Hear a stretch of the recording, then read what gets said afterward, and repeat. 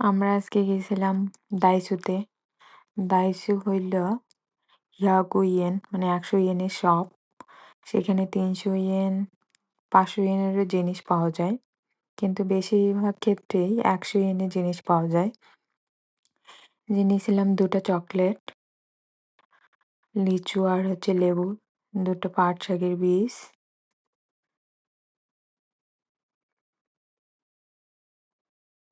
আর একটা নিয়েছিলাম স্টোন। জাপানে দাইসোতে একটা জিনিস নিতে গেলে ২-৩ টা জিনিস উঠায় নিয়ে বাড়িতে চলে আসি আমি। এটা মোমবাতি, যেগুলো পুজো দেওয়ার ক্ষেত্রে ব্যবহার করি আমি। এটা আর্ট পেপার, ১২৮ টা আছে পিস। তারপরে আরেকটা আর্ট পেপার, এগুলো ১০০ ইয়েন করে।